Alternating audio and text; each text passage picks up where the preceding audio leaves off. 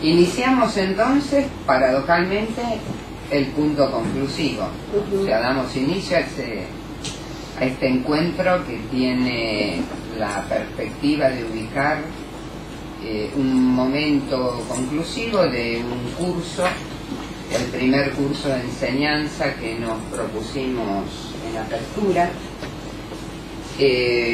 De algún modo la idea era justamente darle ese carácter, esa condición donde pudiéramos poder intercambiar lo que habían cada uno de ustedes transitado en ese recorrido.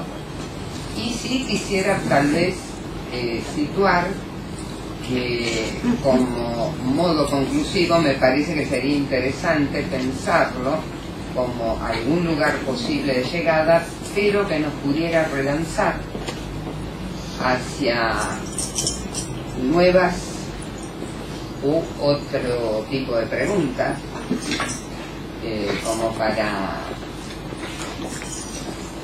proponer entonces que tal vez lo conclusivo me parece que debería poder posibilitar la apertura de un nuevo recorrido. Ojalá pudiéramos salir de este curso al menos con un conjunto de preguntas bien formuladas, ¿no? Que me parece además que es de alguna manera la idea o el espíritu de un programa de investigación. Sintéticamente creo que lo que hemos intentado transmitir fue justamente eso, cómo se puede pensar a partir de un programa de investigación, tal vez apostando a que un programa de investigación en el campo del psicoanálisis debería, o suponemos que haría posible, que se plantee como un espacio donde se pueda producir pensamiento y que eso además habilite sostener tal vez una de las condiciones más interesantes de la enseñanza de Lacan, en el terreno del psicoanálisis, que es siempre la potencia de una novedad, de un asunto como novedad, que necesariamente queda asociada a la condición de subversión. Esa subversión que francamente entendemos se opone a la idea de la revolución como lo que puede volver al mismo punto. Subversión que entonces puede generar no solo aquello que Lacan haya podido pronunciar, sino que incluye esa condición de la novedad que creo se puede situar en el modo en el que también Apertura se propone como psicoanálisis por venir, ¿no? En esa temporalidad que siempre estaría habilitando la construcción de ideas. Esto, digamos así en términos generales, espero que lo que hayamos podido transmitir nos haya permitido al menos poner sobre la mesa la posibilidad de trazar los argumentos para despejar la noción de individuo y poder pensar bajo la concepción de sujeto, con todas las variantes que también se pueden ubicar en la enseñanza de Lacan, ¿no? Digo, a veces ese sujeto claramente como tema, como asunto, pero también esa modalidad donde, si pensamos en el esquema lambda, por ejemplo, donde se lee sujeto, pero como esa posición que incluye esos elementos como objeto, la posición del otro y demás, ¿no? El sujeto en relación a la ciencia y la verdad. Y todo lo que me parece que se fue articulando a la luz de esto, ¿no? Digo, la concepción además del problema de lo biológico, digo problema porque me parece que post-Lacan se se ha desviado o se ha instalado aún la noción de biología lacaniana, imaginemos que esto claramente complejizó, o mejor dicho, complicó nociones como goce, aquello que llevaba a la erradicación de la carne como ese lugar a partir del cual era posible definir condiciones de goce, y que digamos, de alguna manera entiendo que con el trabajo sobre el Big Bang del lenguaje se pudo dar una respuesta, o por lo menos justamente encaminar cierta pregunta que ya nos permita desentendernos de esa condición de el cuerpo, lo orgánico, como ese centro a partir del cual el sujeto es un epifenómeno, ¿no? Pensaba en tiempos donde ya no solo estaría la cuestión de la vida, sino que aún hasta definir la muerte ya parece que ni siquiera habría como una precisión orgánica, ¿no? Cuando aparece en los nudos de Lacan la muerte al lado de lo simbólico, ¿no? Hasta ubicaba como en la década del 60, que es cuando empiezan a avanzar las cuestiones de la anestesia, las cuestiones ligadas, digamos, a lo que es la vida vegetativa. Bueno, nuevamente se empiezan a correr los patrones para establecer qué es morir, ¿no? Más allá de que era un debate que culturalmente se fue desplegando según las épocas. La famosa cuestión de establecer en las leyes de muerte digna cuando se sanciona la muerte, porque convengamos que tampoco sería el problema de cesar la vida que cesa, porque aquello para colmo nos llevaría a los campos de exterminio, ¿no? Donde se planteaba que ellos no mueren, decía Heidegger en una carta, ¿no? Ellos no mueren, cesan de vivir. O sea, la condición biológica en tanto tal pareciera que tampoco podría permitirnos pensar ni la condición de vida, y parece que tampoco la de la muerte. No sé, Félix, si vos querés comentar algo específico del programa, de lo que fueron... Sí, pero no. Lo que yo quería comentarles un poco era qué es lo que habíamos querido hacer con este curso. Especialmente porque no lo hicimos al principio, entonces ahora nos va a quedar más como manera de evaluar estos objetivos que nunca le dijimos que eran, pero que bueno, que esperamos que de alguna manera u otra se hayan visto reflejados. La intención que nosotros teníamos era de ofrecer una introducción a apertura. No sé qué tanto les habrán comentado, pero bueno, creo que hoy igual es el día para comentarles más que todo, que después de este espacio nosotros teníamos otro, que es a las 8, donde justamente lo que se propone es hacer desarrollos en torno al programa de investigación científica de apertura. ¿Qué pasa? Con nada más ese espacio encontrábamos o diagnosticábamos o nos comentaron muy frecuentemente un problema que básicamente era: no tenemos idea de lo que están hablando. Porque ustedes empiezan a hablar de sujeto, ¿sí? de como asunto, y ya va, sujeto es una persona. Entonces, ¿cómo es esto? Y se daba por sentado que sujeto era asunto. Entonces era muy difícil para algunas personas que iban entrando a apertura acercarse. Big Bang, ignición de otra edad, todo este vocabulario que se maneja corrientemente de apertura, y en pocos otros lados, por no decir en ningún otro lado. Entonces la idea que tuvimos al principio era como una manera de hacer una introducción.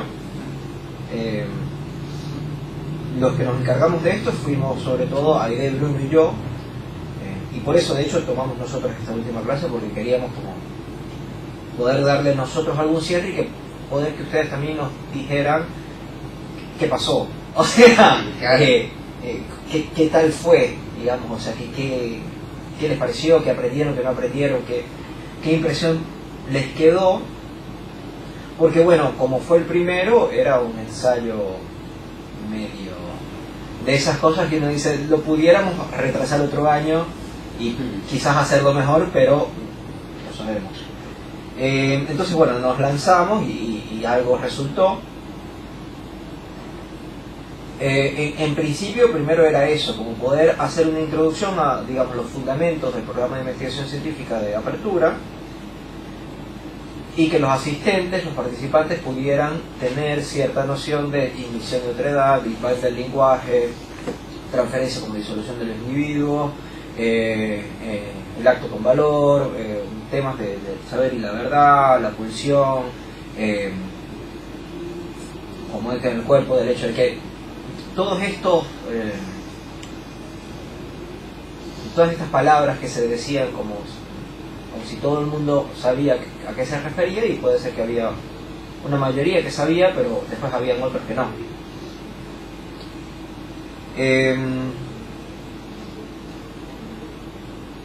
Entonces bueno, eso era sobre todo, queríamos hacer, digamos, una introducción a sobre todo los fundamentos y no tanto, digamos, los desarrollos. Con desarrollo quiero decir las consecuencias que se pueden armar a partir de pensar un programa de investigación así. Porque se puede pensar un programa de investigación de otra manera, ¿sí? O sea, se puede pensar un programa de investigación donde vamos a investigar las consecuencias que tiene la política sobre el individuo. Eso sería otro programa de investigación, no es el de Apertura, pero sería otro programa de investigación posible que tuviera ciertas coordenadas y que se pudiera llevar a cabo. Lo que nosotros quisimos hacer fue asentar estas bases, estos fundamentos, digamos, sobre los que luego se pueden hacer ciertos desarrollos, que son los que nosotros intentamos hacer en, bueno, artículos, libros, textos y el horario de las 8.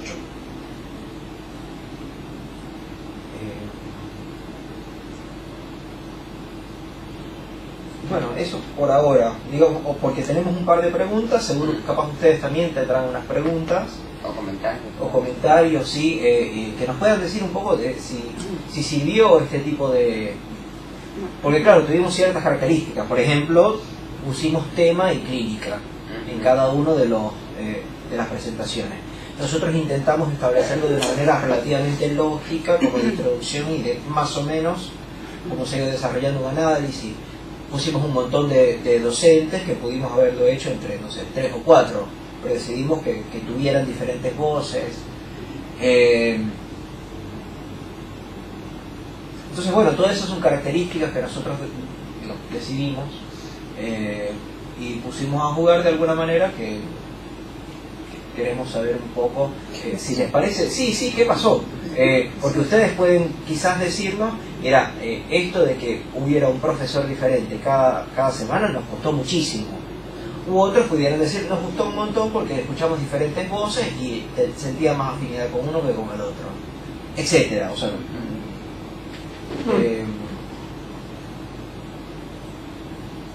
bueno, esa más o menos era la justificación y queríamos saber también un poco qué habían pensado ustedes. ¿Sí?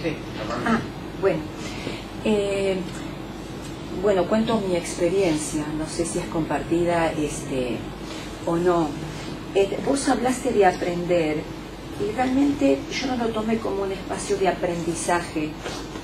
No creo que sea un espacio académico, por lo que se escucha como académico, sino que, o para mí fue un espacio de escuchar, confrontar, interrogar con ideas, conocimientos, formación que traía.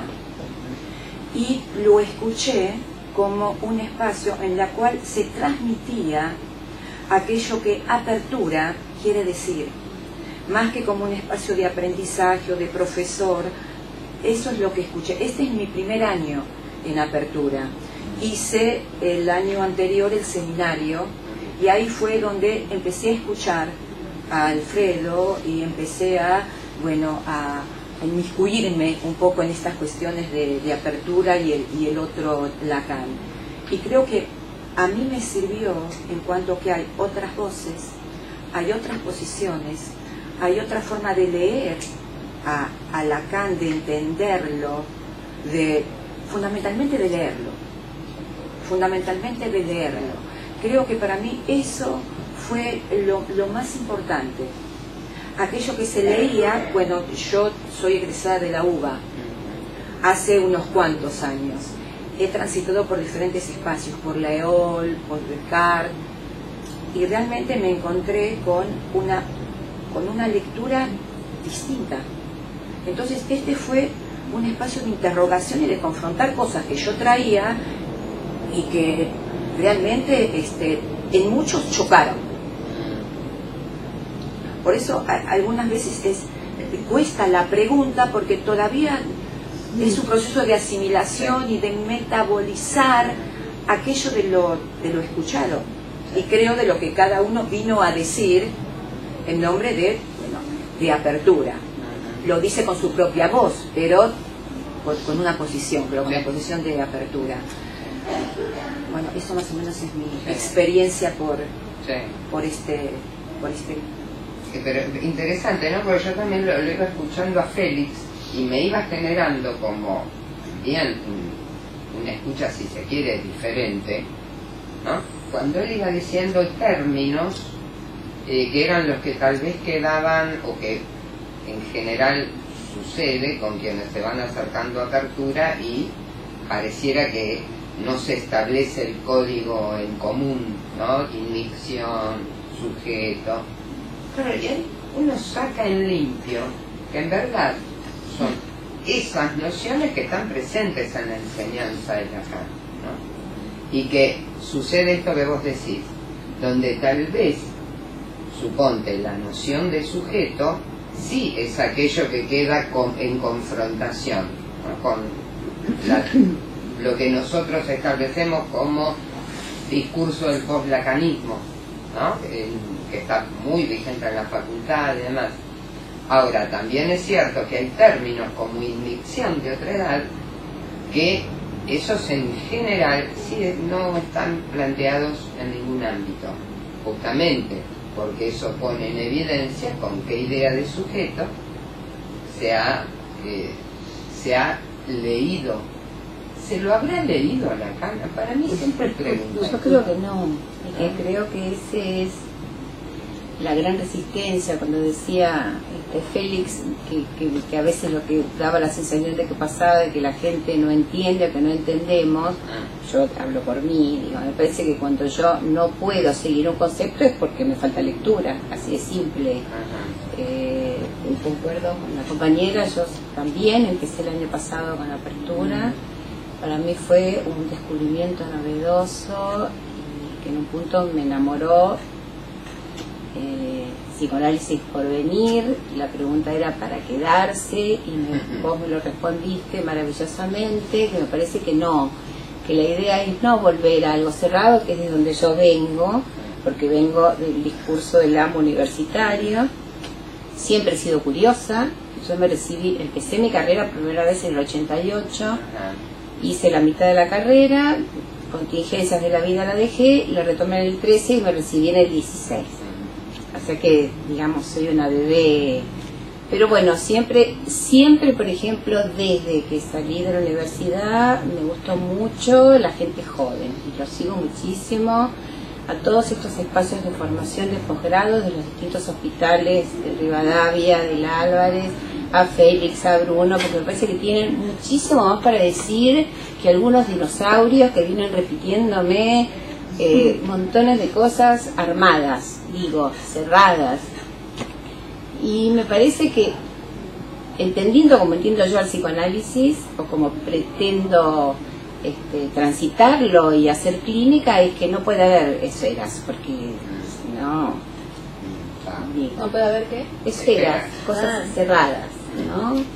Más vale movimientos, me gusta más lo que plantea la banda de Moenius o la topología. Tengo que desasnarme de todas esas cosas, porque la verdad que si bien me acerqué muchísimo a la lectura, le doy espacio, porque es muy difícil ahora con tanta tecnología, o sea, en eso le doy la derecha a Alfredo. El que quiere ser psicoanalista tiene que amigarse con la lectura. ¿Sí? Fundamental.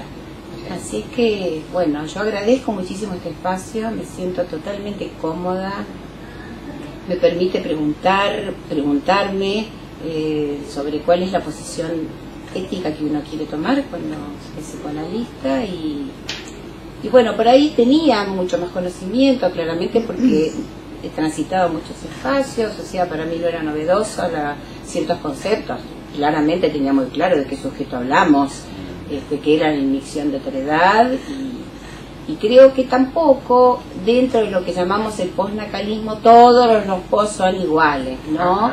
Porque yo desde algún lugar he podido tomar ciertas cosas, inclusive de gente de la EOL. De hecho, yo hace 3 años que hago grupo de lectura con Roberto Mazuca, al cual respeto muchísimo, y si por ejemplo si hubiese sabido muchas cosas de las cuales uno dentro de la universidad no se entera, no hubiera comprado los seminarios de Miller. Fundamentalmente, no solo porque a Miller tampoco lo he leído tanto, sino porque la traducción es muy mala. Tenemos que estar yendo todo el tiempo, viste, al texto en francés o porque... El mismo Miller, ¿sí? Sí, el Paidós. Y con Miller, y bueno, y obviamente los testimonios de Alfredo, de los que le doy un poco de razón, porque estaba leyendo el Seminario 20 y la verdad que es difícil de seguirlo. Hay muchos hachazos y muchas cosas que faltan. Así que bueno, gracias a ustedes por su...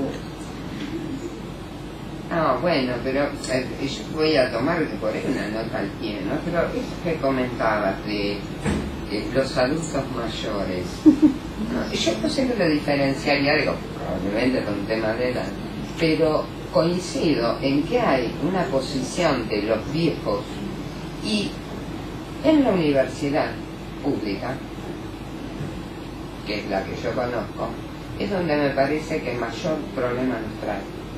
Justamente hay formas en las cuales se empiezan a generar esos cargos, ¿no?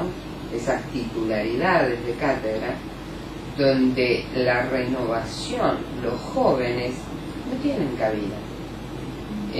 Ahí no se renueva la inquietud. Esto vos marcabas, decías, bueno, me interesa seguir a los jóvenes, y está bárbaro. Con los jóvenes tenés descubrimiento hablo de los jóvenes interesados, ¿no? Inquietud, esa palabra es fundamental. Claro, porque aparecen lecturas nuevas, porque por ahí ya, viste, qué sé yo, hay textos que pueden llegar a ser irreemplazables, pero que van a tener otra luminosidad a la luz de una nueva propuesta, y me parece que eso es así. Eso es así, y de alguna manera creo que el espíritu de apertura, digo, más allá de las condiciones concretas que pueda saltar en los documentos de cada quien, el tema de edad, pero me parece que ese siempre fue también. Sí, no es cronológico, lo digo, ¿no? Claro, uno lo la posición. a esta altura de la vida yo lo aclaro, ¿no? No, pero es una posición, ¿no? Exactamente, que me parece de de 30, 40, 60, digo. O sea, pero por eso decía, no, jorobando con esto. Bueno, adultos mayores es una cosa. Ahora, la concepción de los viejos aferrados, ¿no? A espacios, a veces que son kiosquitos mínimos de poder, pero no importa, porque va clausurando cualquier posibilidad de lo nuevo, ¿no? Y esto me parece que... Y del pensar también, exacto, ¿no? Del pensamiento, porque realmente, sí, no, yo en la facultad la padecí, realmente. O sea, fue hacerla porque la tenía que hacer y algunas cosas, pero no, ciertos discursos que no me parecían para nada, y menos con Lacan, menos que menos, no, lo rechazaba totalmente. Y cuando leí otro Lacan fue como una salvación. O sea que vos, por ejemplo, Mariana, arrancaste, digamos, en el punto de otro Lacan y luego te acoplás, digo, porque me parece que tal vez sea otro registro posible de lo que fue el tránsito en el curso. Sí, para mí sí fue como en realidad buscando otro Lacan, Ajá. ¿no? Porque yo tenía una lectura no solamente por la facultad, sino porque mi papá se analizó muchos años y leyó solo muchos años y tenía la lectura milleriana, entonces me crié con esa lectura y fue no fue muy buena. Ajá. Entonces fue como psicoanalizarme de esa lectura, ¿no? Ajá. Y en algún punto pensaba, bueno, tal vez el psicoanálisis necesita un psicoanálisis, ¿no? Ajá. Porque como lo plantea Bachelard, ¿no? Sí. Eso como te obstaculiza el pensar, ¿no? Sí. Pero digo eso que decís, porque digo, a mí nadie me obligaba en la facultad a leer a Miller. No sé, quiero decir... Sí, no es que nadie te obliga, nadie no, a pero otra quiero cosa. decir... No, digo, en esto que a mí me ayuda a pensar en lo que es la alienación significante, en esto que decir... Daba por palabra hecha, ¿entendés? Claro. Lo que me decía en ese ámbito una persona en ese momento y me definía tal cosa así, y a mí hasta ese momento no sé, estaban puestos en un lugar de ideal tan grande, Sí, la probablemente, ¿no? Que no existía ni siquiera la pregunta, pero che, ¿y esto qué carajo quiere decir? ¿No? Si no, más vale se podía repetir. preguntar. Eso, digo, eso, digamos, si uno puede hacerse responsable de eso, es que a nadie, sino que bueno, después, no sé qué causa después la pregunta, te digo, ¿no? Si es inquietud, si es que, Claro. ¿no? O aparece así algún día, no lo sé. Pero bueno, a mí me pasó eso, de No, golpe, bueno, a mí lo que me apareció pasó- la causa y la pregunta. Claro, por ahí lo que me pasó fue eso, como aflorar un montón de preguntas que tenía como adormecidas, por ahí, ¿no? Que- Sofocadas. Sí, recuerdo el CBC muy entusiasmada, que de repente se me abrió un mundo de pensamiento y en la facultad fue como que se me fue apagando, ¿no? Ajá. Y volver a leer, bueno, cuando leía a otro Lacan fue como un Big Bang para mí. Ajá. Sí, totalmente, sí. Y por eso un poco como dice Adriana, es como que son difíciles las preguntas porque es como tanta información. Además estoy haciendo el curso, hice el de antifilosofía, estoy haciendo otro curso, o sea, este año vine como a full, Claro. entonces es como que tengo todo. Querer a Lacan es como vas abriendo ventanitas, Sí, no se puede, tenés que tener así una referencia bibliográfica. A mí me ayuda mucho tratar de Lacan en la filosofía también, cosas que Ah. muy interesantes. Y bueno, y esa es una de las cosas que yo planteé cuando bien empecé Apertura, en el espacio de diálogo, que para mí era necesario tener una enseñanza. Por eso la agradezco, porque fue cumplir un deseo para mí. Porque sí, es necesario como una guía, ¿no? Algo Está bien, está bien. para ordenar. Claro, pero en ese, sí, me parece Sí. interesante distinguir enseñanza Claro, de eso es la lo que, academia, además. claro, eso es lo que pensaba cuando Mariana dijo lo de enseñanza como enseñar, ¿no? Más que como desde lo académico, Exacto. desde la enseñanza. Y lo que quería marcar era otra cosa, o señalar, qué sé yo, en relación a Apertura y qué es lo que posibilita el espacio, creo, este espacio de enseñanza, y es la no verticalidad, ¿no? Es decir, la verticalidad de hay alguien que enseña de lo académico y la inmovilidad que eso provoca en cuanto a poder plantear, pensar, la confrontación de ideas, porque acá se ha planteado más de una vez, muchas veces, mejor dicho, que eso es lo rico, ¿no? El no estar de acuerdo, Ajá. el no acordar con determinados planteos, porque el no estar de acuerdo desde lo que se expone, no estar de acuerdo con fulano o Claro, con mengano, exacto. con la idea, Ujú. más allá de quien sostenga esa idea, ¿no? Y creo que, bueno, no sé si yo lo experimenté acá, Ajá.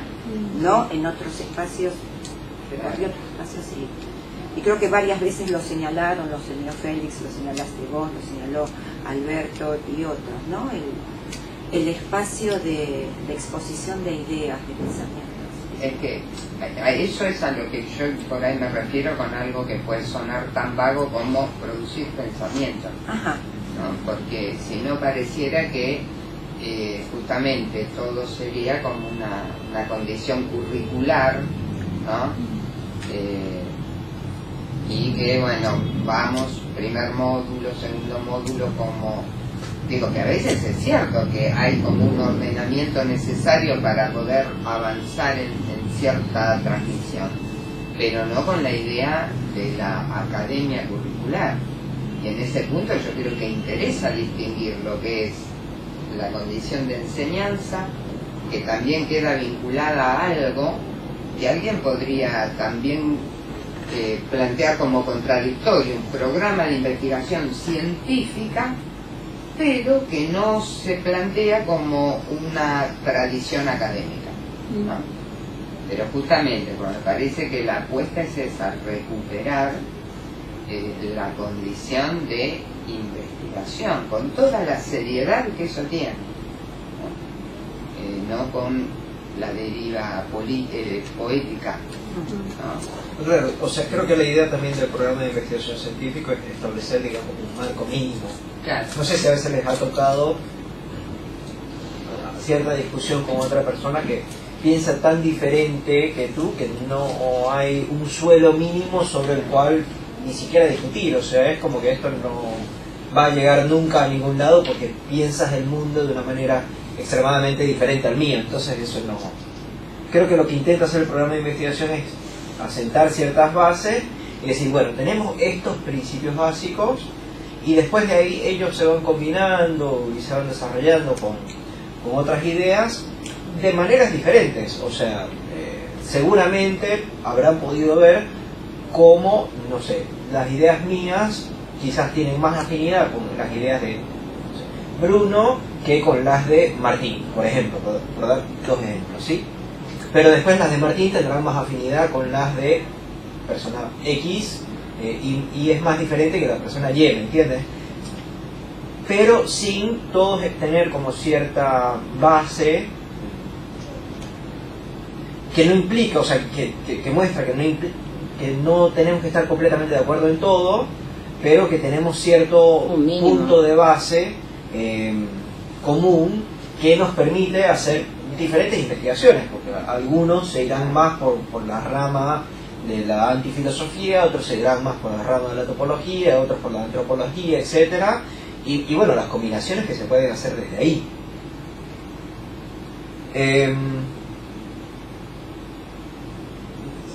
Porque lo quiero recalcar, ya lo he dicho, pero lo voy a recalcar más aún, que lo que se trata es justamente de la presentación de las ideas. Entonces, como se trata de cómo esas ideas se combinan a partir de ciertos fundamentos primarios, por llamarlos de alguna manera, eso hace que haya cierta pluralidad.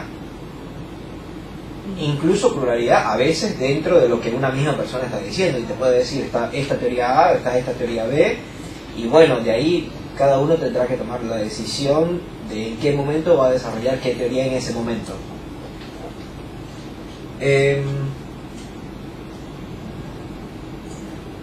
No sé si tienen algún otro comentario, o paso al par de comentarios que tenemos desde internet. No sé si ahí hay más, además, Julián. Por ahora no. ¿Quieren decir ustedes algo más? Yo quería decir una cosa nada más. Cuando hablaron del psicoanálisis por venir, ¿no? Que eso me plantea ¿qué psicoanálisis estamos haciendo en ese psicoanálisis por venir? Porque estamos haciendo un psicoanálisis.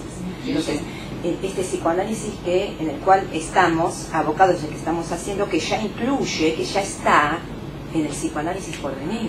Digo, en ese juego Totalmente. Que hay, ¿no? Porque el psicoanálisis por venir sería, bueno, esperemos a ver, digo, ese psicoanálisis por venir es el que ya estamos haciendo. Pero que siempre va a incluir un porvenir. Esta era esto está en parte planteado en la editorial del tercer número de Rey está desnudo, que es justamente el número, claro, el número que presentaba el programa de investigación. Y está ahí clarito. Sí, donde el planteo, digamos, de esa temporalidad, ¿no? Si lo tenés ahí... No, porque la pregunta de la compañera es si efectivamente queremos que haya psicoanálisis en un futuro, hay que plantear este nuevo marco y este espacio, porque si no, como lo dice acá en los tres, si el poslaganismo funciona o va en la dirección de lo que sería la primera línea, y no va a haber mucho psicoanálisis, sobre todo con todas estas nuevas corrientes de las neurolingüísticas, las neurociencias, eso. No sé si querés que lo lea. No sé, digo porque por ahí... ahí estaba clarito lo que están diciendo. Sí, que es un poco, claro, lo que supuestamente hace, porque hace la mirada, por lo menos lo que yo entendí acá, de lo que se entiende por psicoanálisis. Por eso también me pareció importante lo que decía Félix. No todo es psicoanálisis, lo que llamamos psicoanálisis es todo igual. En todo caso pongamos el plural. O sea, no alcanza con decir un psicoanálisis, porque de hecho, como vos decís, hay muchos fundamentos diferentes que se sostienen para decir yo hago psicoanálisis, y que uno se queda con la boca abierta. De hecho, muchos circulan por los medios de comunicación llamándose psicoanalistas, y uno se sorprende de las cosas que dicen, ¿no? No sé. Claro, creo que esa parte no era, míratelo. Hay cosas que ya me las conozco. No sé si te me refería a cuadritos, pero no sé. No, puntualmente a lo que había planteado Adriana, que es... pero es la editorial, la presentación misma. Que bueno, dice, bueno, uno de los criterios por el que sostenemos este programa de investigación es la decisión de asumir una posición epistemológica que se orienta en la necesidad ética de una investigación que plantee lo porvenir como una forma de la temporalidad congruente con el lugar que el psicoanálisis puede ocupar en nuestra cultura. ¿Sí? Estoy sin anteojos, lo leíste bien, hijo. Fue suficiente, pero digo por ahí para ubicar esto que decís, que es verdad, porque ¿cómo es? Pero lo que hacemos ahora no es psicoanálisis, es claro que apuntamos a esa condición, ¿no? A que sí estamos pensando el psicoanálisis, o sea, mientras es una práctica que se está pensando, psicoanalizar el psicoanálisis, ¿no? Esto que decías vos, trayendo algo de Bachelard, pero bueno, con esa temporalidad. Yo voy a tomar las dos preguntas que nos habían hecho, no sé muy bien de dónde serán, creo que unas de México. Las dos están relacionadas con la clínica. Que es verdad, voy a hacer algunos comentarios generales y después leo los comentarios que ellos hicieron. Que es verdad que hay un primer comentario que sería cuál es el lugar de la clínica en el programa de investigación científica. Porque si leen el programa van a ver que no está muy mencionado, o sea, no es como, digámoslo así, no hay en ninguna parte van a ver, bueno, con los pacientes hay que hacer tal cosa. Con este tipo de paciente hay que... Y creo que justamente por tratarse de un programa de investigación científica no sé si hay mucho lugar para eso, pero más allá de eso, en general no, la clínica, digamos, a partir de este programa de investigación científica se puede pensar de una manera, digamos, más, por decirlo así, de procesos o más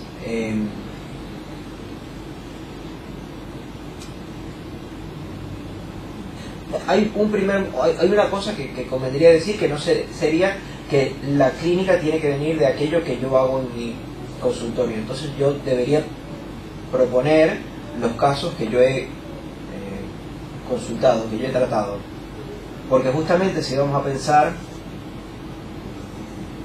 que se trata de los temas, de los asuntos que ahí se juegan, y no de las individualidades, y especialmente la individualidad del analista, da igual si lo atendí yo, si lo atendió Ideo, si lo atendió alguno de ustedes. Creo que más bien de lo que se trata es de dar cuenta de las herramientas que se pueden utilizar, desarrollar, leer en el autor que sea, para poder enfrentar de alguna manera u otra estos asuntos que pueden llegarnos a nosotros a partir de alguien que viene a nuestro consultorio. Es decir, no nos interesa necesariamente qué pasa en este caso particular entre 1.000.000 de otros, digamos, sino que nos interesa un poco más ver cómo funciona, por ejemplo, un tratamiento de una neurosis. Otra particularidad que no necesariamente aparecería para nosotros, ¿sí? Porque si nos aparece el tema, no tiene por qué aparecernos el individuo. Obviamente no vamos a decir que no hay una persona ahí, pero esa persona, digámoslo así, no aparece para nosotros, o sea, no forma parte de lo que se toma en consideración en este programa de investigación científica. Esto conlleva una parte que a veces parece como un poco radical, que es que, por ejemplo, no hay psicoanálisis con niños, pero es porque el niño no es una calificación sobre el tema, ¿sí? O sea, porque en tema no está incluida la edad. O sea, no importa si tiene 5, si tiene 3, si tiene 14, y tiene 24, 50, etc. El fenómeno que a nosotros se nos aparece tomando este programa tiene más que ver con, digamos, un tema o un asunto que ahí se puede jugar, como por ejemplo la paternidad o la rivalidad, el chupeteo, etcétera, que te puede aparecer en un niño de 3 años o te puede aparecer en alguien de 30 años. O sea, no es eso lo relevante, si tiene 3 o si tiene 30. Entonces diría que los fenómenos, digamos, lo que a nosotros nos interesa de la clínica tiene que ver más con estas cosas, se pudieran pensar un poco más abstractas, pero me parece que más abstractas conviene decirlas como más funcionales, digamos. Es decir, en el sentido de que nos interesa cómo funciona esto, cuál es el contexto de esto, cuál es el sistema que se arma en esto. Hay una pregunta que es con la que voy a empezar, para ir comentando directamente las preguntas. ¿Puedo decir algo que me parece que es como otra perspectiva respecto de la cuestión de la clínica? ¿No? Porque es verdad, en el armado de este curso incluimos la columna que dice en la clínica, pero justamente en un sentido de amplitud del término que excede la condición de lo que podríamos llamar un caso puntual, ¿sí? A su vez, esto no es que está planteado justamente en hemos dejado por fuera la clínica, sino porque una de las cosas por ahí que más difíciles son de transmitir es que si pensamos al psicoanálisis como un discurso, y no discurso en el sentido de un speech, ¿no? El discurso en términos de la colección de palabras, silencios o gestos, sino que estamos planteando la noción de discurso como una estructura estable de ciertos términos y lugares, y en ese punto la clínica es una práctica discursiva. Me parece que cuando estamos proponiendo pensar las nociones que pensamos, que luego tal vez es como si dijéramos, tomo uno de los títulos, ¿no? La transferencia como disolución de la noción de individuo, es, entiendo yo, como un modo de presentar esa misma condición que no distingue teoría y experiencia, ¿no? Como yo me acuerdo que también en mis tiempos de facultad, que claro que mucho antes que Lacan hiciera semejante irrupción, el planteo era ese, ¿no? Como esa distinción, bueno, lo que sucede en la clínica como una condición de empiria, ¿no? Que se retroalimenta la teoría y me parece que lo estamos pensando con otra vuelta, ¿no? Justamente una práctica discursiva que en definitiva es esto, porque el psicoanálisis es discurso, ¿no? Entonces Y justamente por poder pensar la transferencia, o sea, ya el poder pensar la transferencia como disolución de los individuos tiene un efecto clínico, que es que no está el énfasis no está en ¿le caigo bien al paciente o le caigo mal? ¿Sí? Eso no es lo que nos interesa a nosotros, sino que interesaría más, por ejemplo, ¿está tomando como si lo dijera yo desde mi propia experiencia? ¿O lo está tomando como digamos, una necesidad lógica o una consecuencia lógica del discurso que se está dando en este caso, digamos así? Entonces, en ese sentido, me parece que es por lo menos la clínica que quisimos en este curso proponer. Porque, por ejemplo, si hubiéramos querido que aparecieran casos, hubiéramos puesto, por ejemplo, un espacio de discusión de casos, ¿sí? No fue por lo menos nuestra intención. Les voy a leer un comentario de Malena Lauretti, por lo visto es de Brasil, y si no, bueno, disculpa. Me dice: hola Félix, ¿qué tal?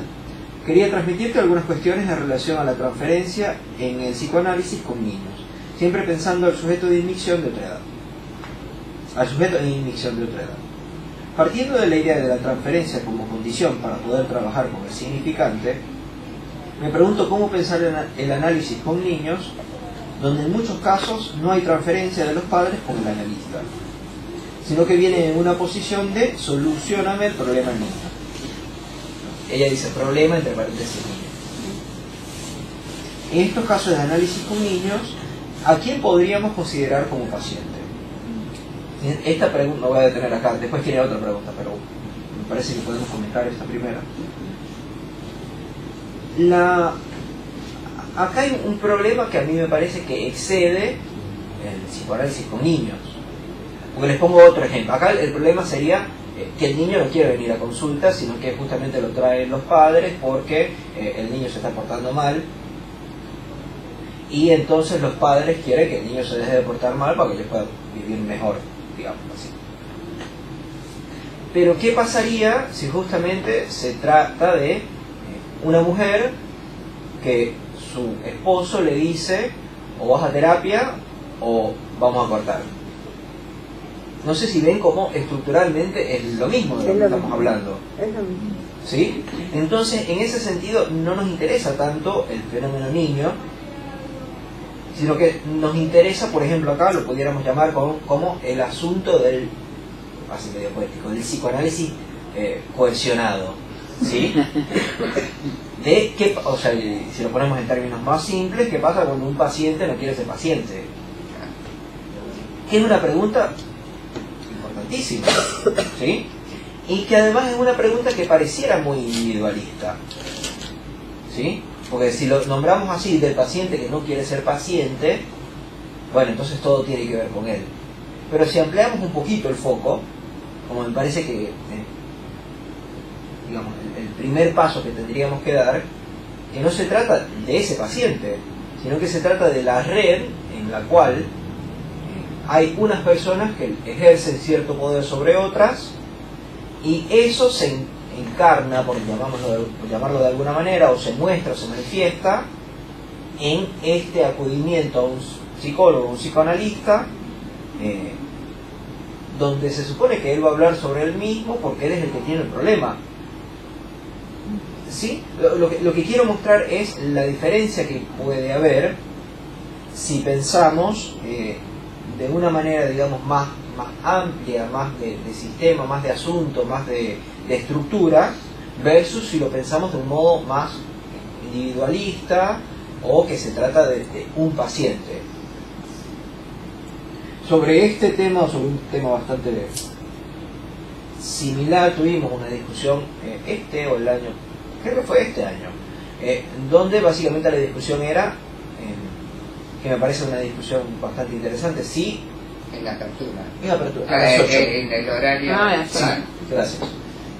A las 8 tuvimos una discusión, era un caso tuyo, sobre si se aceptaba al niño en análisis o no.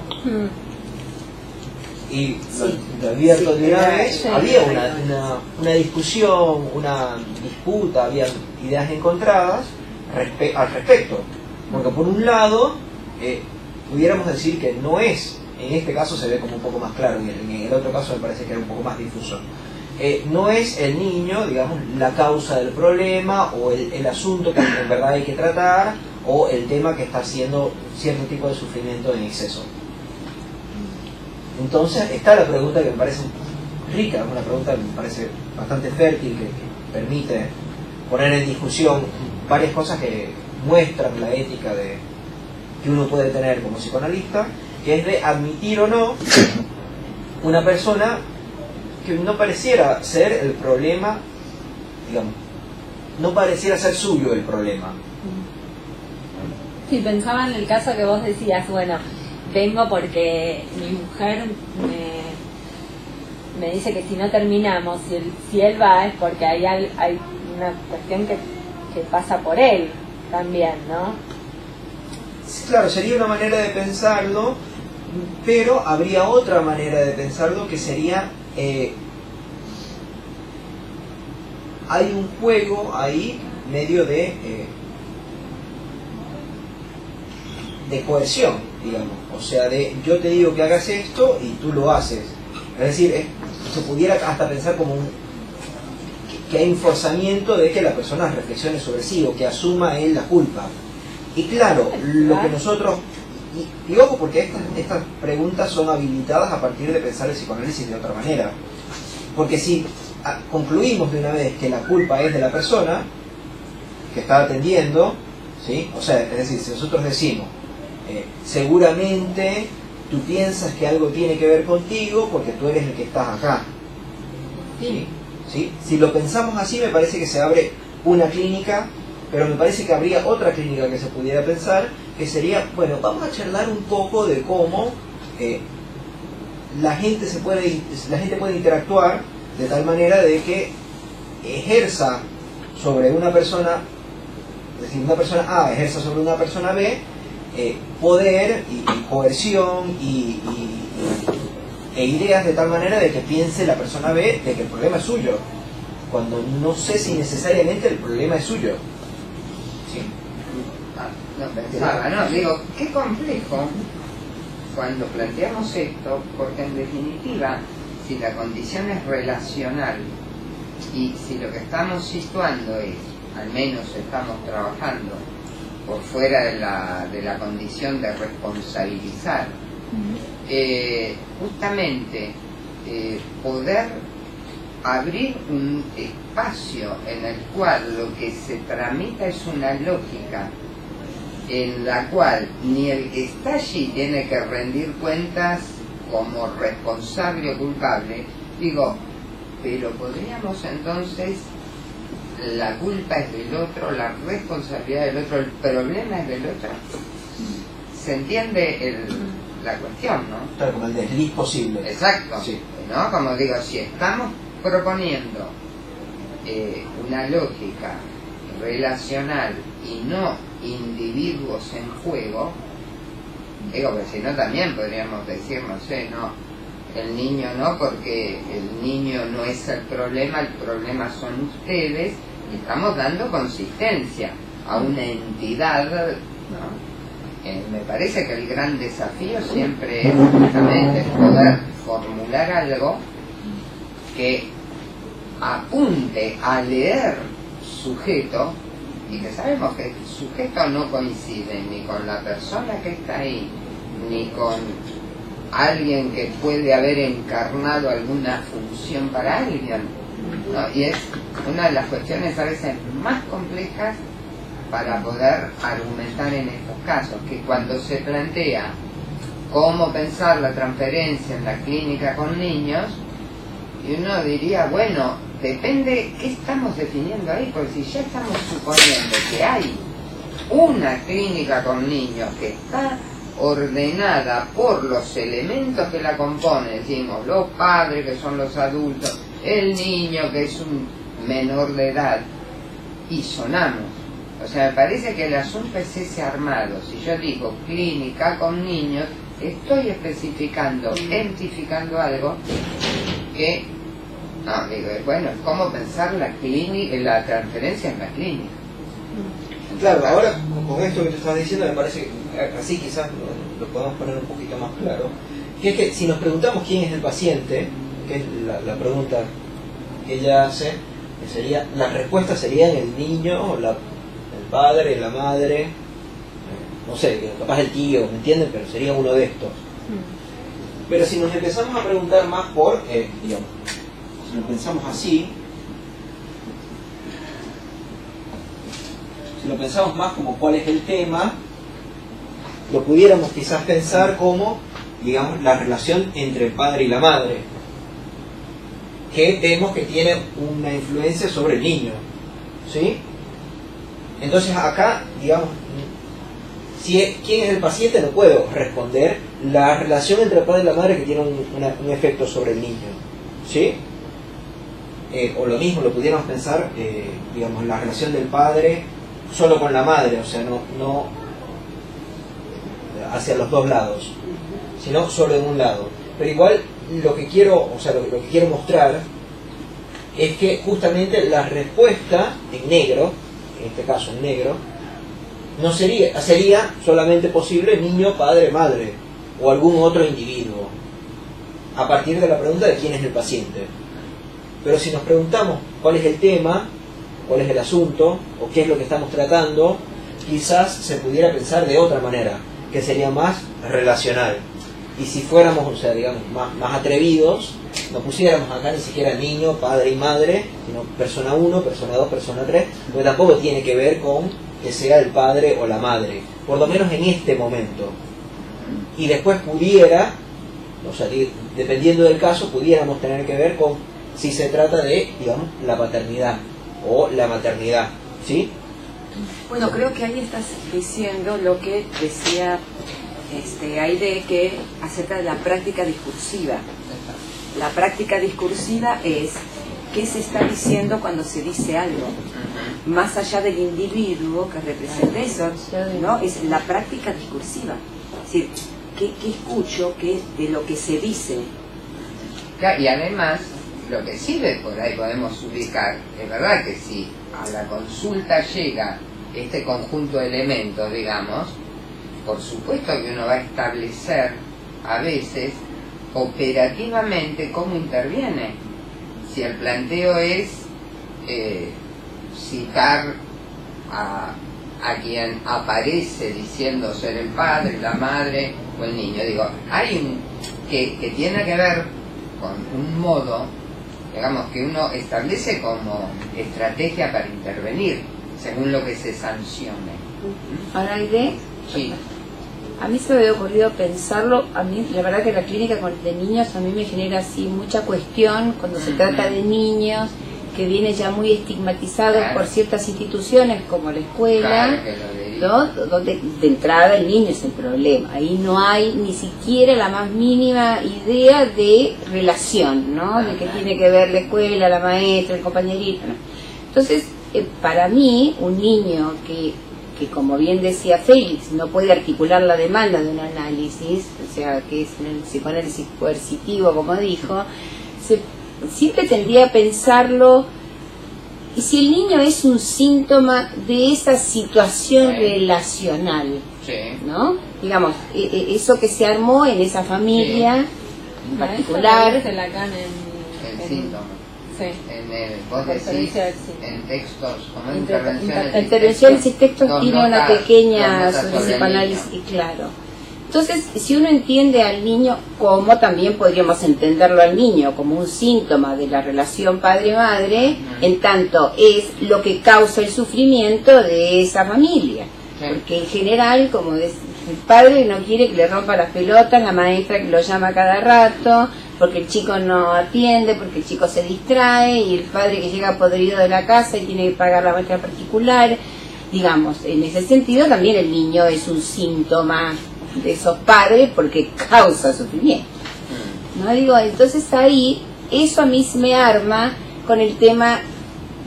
El otro día unas psicoanalistas del de la Facultad Latinoamericana, FISA, ¿no? Bueno, en un posgrado que estoy haciendo en el Álvarez que se llama Desamparo, me dejaron sorprendida con ciertos conceptos que manejan, como esta idea, usaron la palabra literal, el niño y el sujetito, ¿no? Esta concepción de un sujeto evolutivo, como que el niño es un sujeto chiquito y que cuando crezca ese sujeto... No, yo me quedé ahí, ¿no? Porque eso, pensar un psicoanálisis con un niño, para mí es pensarlo como un sujeto sin edad. Claro. Como bien podría ser con el de 30 que lo manda la señora al psicoanálisis. Es como si dijéramos, bueno, habría que ver cuál es el sujeto en ese campo relacional, en ese sistema. Digo, más allá que a veces la decisión para intervenir sea, por ejemplo, de decir, no, el fulanito, no, vengan ustedes, o al revés. Digo, eso no define clínica de niños, clínica con niños. Claro, acá Malena hizo una aclaración. Es que no sé si se entendió lo que intenté preguntar. Me refería al problema que acontece cuando los padres no tienen transferencia con el analista y sí el niño. Acá transferencia lo entiendo como afinidad, pero creo que justamente, digamos, primero me parece un problema que va más allá de la clínica con niños, digamos, o sea, eso. Pero por otro lado, sí, o sea, justamente el planteo es poder tomar en consideración no nada más lo que el niño siente o quiere, etcétera, sino también cómo eso se juega relacionalmente en el análisis. Porque ¿qué quiere decir? O sea, habría que ver cómo es todo el caso, etcétera, pero ¿qué quiere decir que los padres no tengan afinidad? ¿Por qué no tienen afinidad con el psicoanalista? ¿Sí? O sea, creo que habría que ver un montón de cosas que serían, digamos, más técnicas, lo pudiéramos decir. Nosotros acá lo que quisimos plantear era un poco más el paneo un poco más alto del tema, para poder mostrar cómo, digamos, se trata de una relación y no específicamente de los individuos. Voy a hacer otra... Bueno, y después preguntó también cuál sería el camino para establecer el objeto A en estos casos, y me parece que tuviera que ver, digamos, sería lo mismo. O sea, no habría esa diferencia de cómo establecer el objeto A en un niño y cómo establecer un objeto A en un adulto. ¿Sí? Voy a la pregunta de Eric. Lo voy a comentar un poco por encima por el tiempo, y básicamente él tenía preguntas respecto de por qué nosotros no habíamos ninguno planteado un caso nuestro y por qué no habían tantos, digamos, ejemplos clínicos y especialmente, digamos, casos nuestros. Y a esto iba respondiendo un poco anteriormente cuando estaba la cuestión de que los casos los pensamos de una manera, digamos, más anónima, en el sentido de que no nos interesa demasiado quién es el analista, sino que los trabajamos, digamos, como asuntos o como textos, y vemos qué es lo que sucede ahí, qué es lo que sucedió y cuáles son, digamos, las posibilidades de intervención, sin tomar en cuenta de si es un gran analista, si es un analista malo, sin tomar en cuenta incluso las cosas que pasaron en el análisis, digamos, o sea, en verdad, pero no se contaron en el texto, en el relato del texto, tampoco, digamos, interesan qué fue lo que se armó en tanto caso para poder pensarlo. El problema, digamos, con que yo veo, y no sé si podrás hacer otro comentario al respecto, que yo veo con plantear muchas veces los casos, es que se piensan como si fuera la teoría, o la demostración de la teoría, o la ilustración de la teoría. Si, digamos, nosotros estuviéramos pensando pueblos indígenas, y yo les doy el ejemplo del pueblo Wayuu que está entre Colombia y Venezuela, les puedo dar el ejemplo bien desarrollado, pero eso no les va a dar cuenta de cómo funcionar con los otros pueblos indígenas. Cada uno tendrá su manera de vivir, cada uno tendrá su manera de desenvolverse en el mundo. Entonces, la idea de nosotros, digamos, era más definir qué es un pueblo indígena, definir qué es el psicoanálisis, en vez de hablar directamente sobre un caso.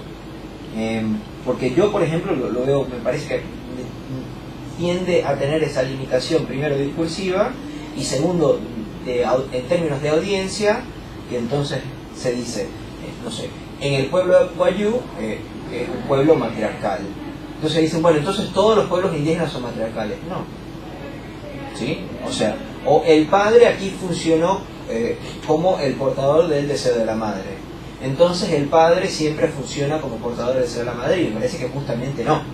Si intentamos trabajar con funciones, con relaciones, por lo menos a este primer año, digamos, de introducción a un programa de investigación científica, tuviéramos que, o sea, no sé, lo que intentamos presentar eran las partes rojas, digamos, más que las partes negras.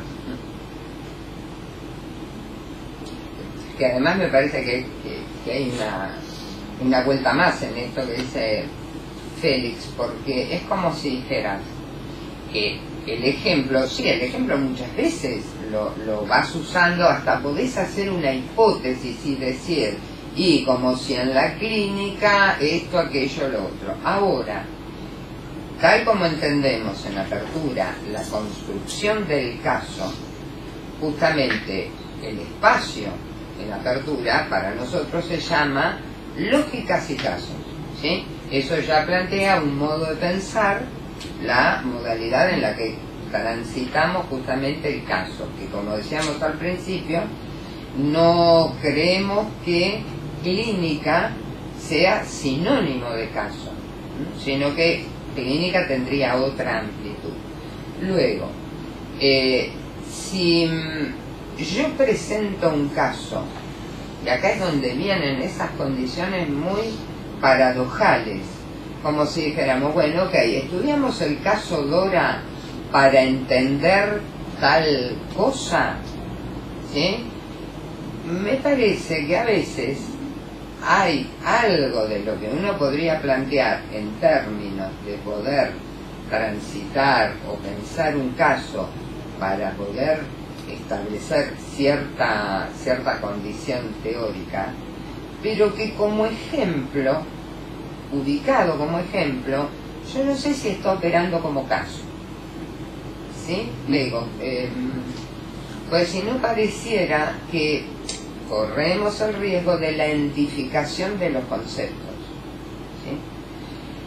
Eso por un lado. Luego, en el planteo de por qué no casos de cada uno de nosotros, me parece que la pregunta incluye algo que tal vez quien la pronuncia no lo está advirtiendo, pero que sería como la condición de la corroboración de lo empírico, ¿no? Como decir, contame tu experiencia.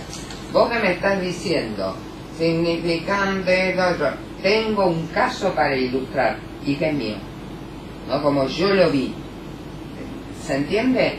Digo, y me parece que justamente nosotros formulamos la columna de lo que podemos decir clínica, pensando en el armado del curso, con otro criterio y no asimilando casos. No sé si era... Ahora pensaba que también lo interesante de estas dos preguntas es que también se escucha como una determinada posición en psicoanálisis, que psicoanálisis es clínica, ¿no? Es decir, por la reiteración de las preguntas que hablan de la clínica y cómo aplicarlo, Sí. porque en este caso, en los casos que decís vos, en términos jurídicos, los casos es como que hacen jurisprudencia, Sí, y la jurisprudencia exacto. para todos es lo Exactamente. mismo. Cuando vos dices identificar, es eso, Exacto. para todos los mismos. Quizás la palabra casos es, si yo escucho tu caso, si tengo algo parecido en mi clínica, debe ser esto. Claro. Entonces Intervengo. creo que ese es el riesgo Sí. que hay con la exposición o hablar de casos cuando se piensa el psicoanálisis como clínica. Sí. O clínica es lo principal. Lo demás después, bueno, Claro. vendrá, ¿no? Y sería más cuando se piensa como casuística en realidad. Ajá. Porque como clínica se puede pensar, y para mí, de nuevo, lo que nosotros intentamos hacer, obviamente todos estos comentarios son cosas que tomaremos en cuenta porque nos interesaba mucho el feedback que pudieran tener ustedes, claro, especialmente en este primer ensayo que nosotros hicimos. Capaz convenga hacer un próximo, digamos, un espacio de discusión de casos donde, bueno, con ciertas modalidades, pero no.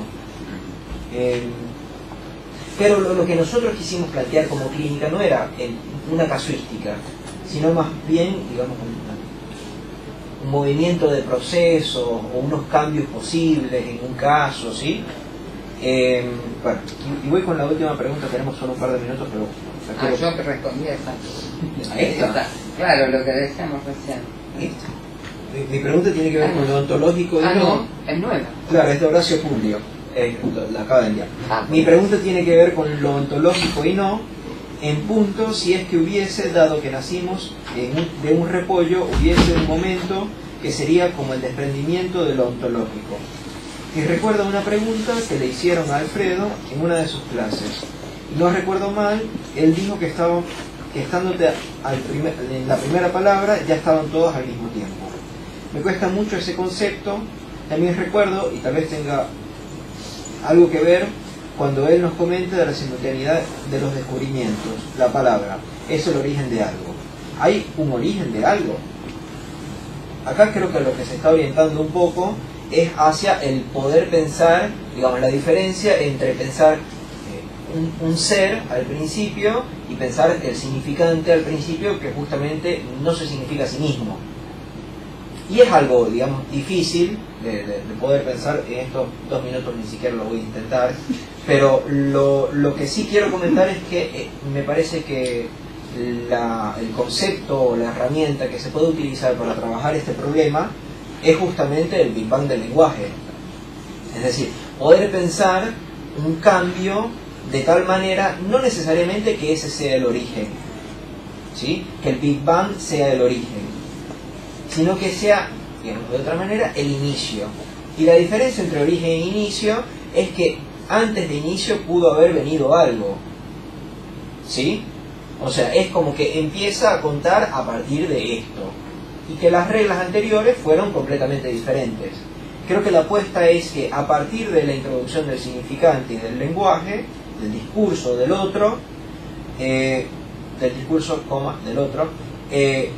se puede concebir la clínica de una manera tal que no aparezcan siempre, por ejemplo, seres tipo padre, madre, hijo, niño, etcétera, sino que empiecen a aparecer estas relaciones, estos elementos, digamos, más vacíos, que se pueden operar, digamos, de otra manera. Me parece que sería justamente a esta hora excesivo traer el problema de la ontología.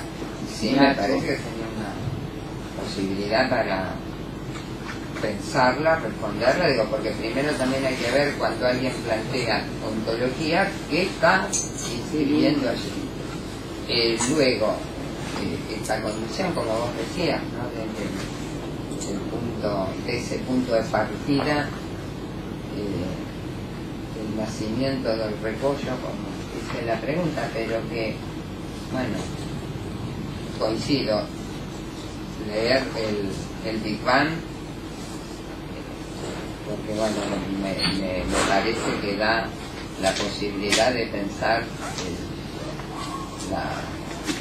ese punto de existencia que se desentiende de cualquier otra cuestión previa. Es más, ni siquiera hasta podríamos llamarlos previos, porque ahí, en ese punto de inicio, todo comienza. Bueno, no sé, digo que... Sí, como estaba tratando de encontrar la cita, pero no la encuentro, porque en el Big Bang Alfredo cita a Lacan, donde dice que la causa es la posición que se toma, ¿no?, con respecto al lenguaje, ¿no?, que es una manera totalmente distinta de pensarlo. Siempre y cuando no se piense que esa posición viene del individuo y de sus condiciones y de su biología, etcétera. Pero sí, o sea, estoy de acuerdo. Solo quiero hacer esa acotación porque se desliza hacia eso. Es decir, si pensamos que la causa es eso, no es el individuo en su singularidad. Es la posición que se toma frente a eso. ¿Sí? Sí, te damos por cerrado, Sí, que tenemos más tiempo. Bueno, y una próxima.